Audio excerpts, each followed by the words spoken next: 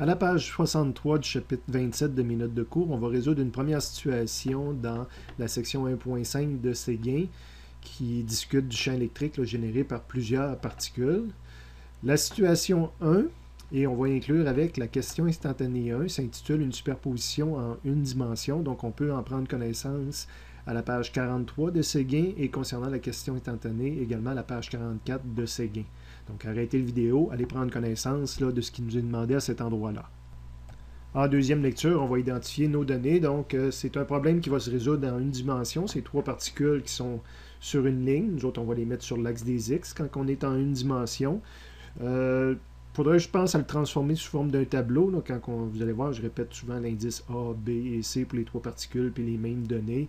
Donc, ça aurait été plus intéressant de le mettre sous forme d'un tableau. Donc, la première particule est à l'origine.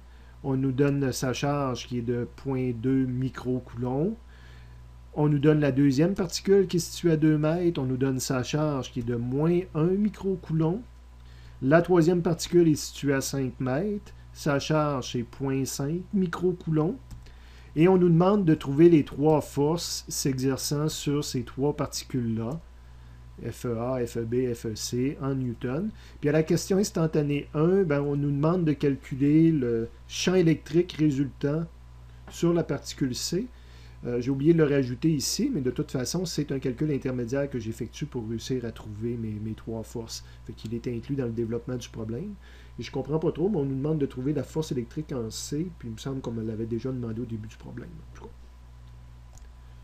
Un schéma pour illustrer ça, je vais avoir mis mes particules sur un axe des X. J'ai mis à la fois l'axe des X puis l'axe des Y là, pour montrer l'origine. Donc j'ai ma première particule qui était une positive ici, mon QA.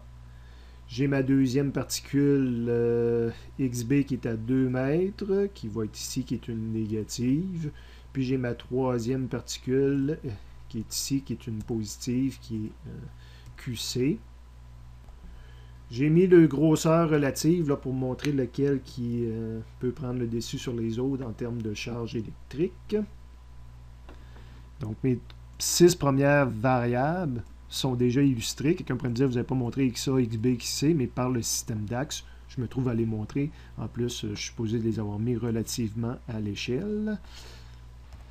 Il me reste les trois variables que je cherche à illustrer. Il faudrait que je commence à les calculer pour savoir où les dessiner. Quoi qu'on peut le deviner déjà là, quand que je décache un peu le format, puis à quel endroit je l'ai mis par rapport à la particule. Mais théoriquement, présentement, je ne saurais pas exactement où les dessiner sans avoir commencé mon analyse. Puis juste de le faire qualitativement, pour l'instant, je ne serais pas capable de les fixer. Par exemple, j'essaie juste de déterminer FE résultant sur QA va être quoi. La moins va l'attirer, puis la plus va la repousser, mais la plus est plus loin. Donc la force de répulsion, je pourrais dire qu'elle est plus faible, mais même si elle est plus loin, la charge est plus grosse. C'est pour ça que j'ai mis une particule. Donc jusqu'à quel point que ça vient compenser, puis qui gagne, sans faire de calcul. Présentement, je n'ai pas les outils pour déterminer dans quel sens qu'ils vont être. Ça pourrait se résoudre avec le chapitre 26, donc en prenant la loi de Coulomb, mais présentement, on se pratique avec les champs électriques, donc on va les résoudre avec les champs électriques. Donc, je cherche des forces. Le premier outil que j'ai ramené ici, si on veut, c'est la force électrique lorsque je connais le champ électrique. Je l'ai mis sous forme de la formule où on fait juste calculer le module. Je l'applique aux trois forces que je cherche, donc mon FEA, ça va être QA, fois le champ électrique, exercé à cet endroit-là, donc le champ électrique résultant sur A. Si je transcris mes valeurs pour voir si je peux calculer présentement, je vais toujours être bloqué par le champ que je ne connais pas la valeur. Donc on fait la même affaire pour le B et on fait la même valeur pour le C, puis je suis bloqué présentement. Donc je suis obligé de me trouver un outil là, pour calculer les champs. Évidemment, exemple ici, c'est le champ résultant créé à cet endroit-là de l'espace. Il va être créé par les deux autres particules. C'est de l'algèbre vectorielle, donc le champ résultant en A. Donc, il y a un principe de superposition que je vais adapter immédiatement pour le problème. Le champ résultant en A, ça va être le champ créé par B sur A, plus le champ créé par C sur A, et c'est de l'algèbre vectorielle, ce qui complique évidemment le problème. Même chose pour en B, même chose pour en C. Donc, j'ai à le faire 3 fois parce que j'ai 3 valeurs à chercher. J'ai même plus maintenant que 3 valeurs à chercher parce que pour pouvoir les additionner vectoriellement, je vais avoir besoin de connaître le module de ces 6 choses-là. Comment je calcule le module d'un champ électrique? Bien, on a une formule pour faire ça. Donc, je vais sur le formulaire, puis je transcris ma formule pour montrer l'outil que je vais utiliser. Puis là, il faut que je l'utilise 6 fois. Donc, la première fois pour B sur A, donc ça va être K QB. Hein, c'est QB qui le crée. Puis ça va être XB moins XA. J'ai besoin de la distance, hein, le R qui est ici. J'ai besoin de la distance entre la particule A et la particule B. Donc, si je veux écrire comment ça se calcule avec les formules, ben, c'est le B moins A, c'est 2 moins 0. Il y a une distance de 2 entre ces deux particules-là. Okay? Donc, il y a une distance de 2. Ça me donne une valeur en newton par coulomb. Et là, je fais la même affaire pour C sur A. Donc, c'est XC moins XA, c'est 5 moins 0 mis au carré. Je rentre ça dans une calculatrice. Je fais la même affaire pour A sur B. A sur B, ça va être K, QA. Hein, c'est ici, c'est le champ créé par A sur B. Ben, c'est la particule A qui crée ça, donc c'est la charge A. Puis la distance, encore une fois, ça va être mon 2 moins 0, 450 newtons. Remarque intéressante. Rappelez-vous la troisième loi de Newton pour une force.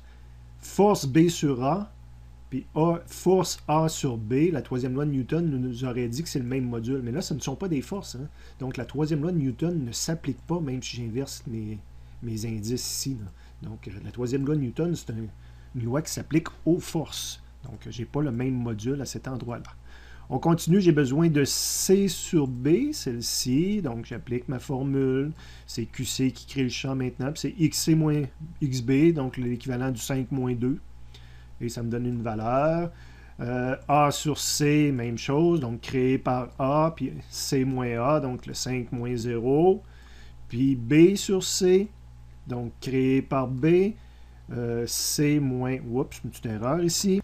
C moins B, ça va être 5 moins 2, et j'obtiens ma valeur. Malheureusement, une addition vectorielle, ce n'est pas une addition de modules. Fait qu'avant de pouvoir additionner B sur A plus E sur A, je suis obligé de tenir compte de quel sens que sont ces choses-là, ces vecteurs-là. Donc là, je suis obligé de penser vecteur un petit peu, d'aller sur mon dessin. C'est pour ça que j'en ai mis un autre en dessous, juste pour montrer l'analyse de mes champs électriques, si on veut. B sur A. Donc, le champ électrique créé par la B est ici, sur A. C'est une négative qui crée ce champ électrique-là. Donc, le champ électrique va être dirigé vers la droite. Donc, ici, ça va être un plus 225I. Alors que le champ électrique créé par C sur A, c'est une positive, son champ électrique s'éloigne de lui. Ça va être un champ électrique qui va être vers l'arrière, donc le 180 ici devient un moins 180. Et là, je peux additionner ces deux choses-là. 225 moins 180, c'est ce qui est fait un peu plus bas ici. Donc 225 plus moins 180, ça me donne 45 vers l'avant. Fait que globalement, j'ai un champ électrique vers l'avant, un résultant de 45 newtons vers l'avant. Excusez, je suis obligé de me promener de bas en haut là, pour bien montrer le tout. A sur B puis C sur B. A sur B, particule B ici. A, c'est une positive, donc son champ électrique, c'est un champ qui s'éloigne. Donc, s'il s'éloigne, il est vers la droite, rendu ici. Donc, ça serait un plus 450I. Tandis que C sur B, ça, c'est une positive. Son champ électrique s'éloigne d'une positive. Rendu ici, il s'éloigne, c'est-à-dire qu'il est vers l'arrière. Ça serait un moins 500 newtons. Et là, je peux les additionner. Moins 450 plus 500. Ça me donne un moins 50 newton I, ce qui veut dire que le champ électrique ici résultant est vers l'arrière et il est plus grand que tout à l'heure, donc 45-50, là je l'ai mis beaucoup plus grand, mais en termes de proportion, on peut essayer de faire des proportions là, qui nous montrent les valeurs des deux. A sur C puis B sur C, donc dans l'espace ici, qu'est-ce qui est créé par A? Un champ électrique qui s'éloigne, donc il va continuer à s'éloigner, donc c'est une valeur positive, c'est un plus 72. créé par B sur C. Donc, B, c'est une négative. Le champ se dirige vers lui. Donc, il est vers la gauche ici. Le 100, c'est un moins 100. Moins 72, pas moins 72, 72, plus moins 100. Ça me donne moins 28. Donc, globalement, il est vers l'arrière à cet endroit-là. Moins 28. Donc, ça aurait dû être le plus petit de la gang. Donc, on le rapetisse. On le cache en arrière. En tout cas, il est supposé d'être plus petit de la gang. Ici, ce qui est montré, c'est que si jamais on vous demande quel est le module de ces trois champs résultants-là, ben c'est sûr, tu enlèves le signe. Tu dis, lui, il est 45 newtons, lui, il est 50, puis lui, il est 28 newtons. C'est pertinent de le savoir parce que je vais l'utiliser dans une seconde, parce que maintenant, je connais mes intensités de champ. Puis ici, c'est ce qui me manquait là, tout à l'heure, les modules. C'est les trois modules qui me manquaient.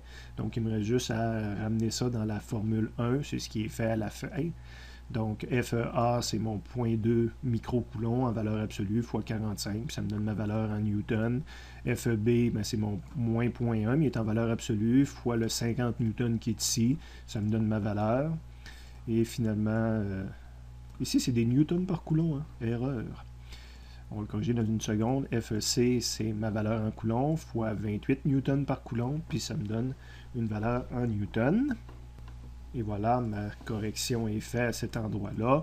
Si par hasard, on vous demande les formes J, je vais vous le montrer tout à l'heure. Mais il reste que sur le dessin, je suis supposé d'illustrer mes vecteurs.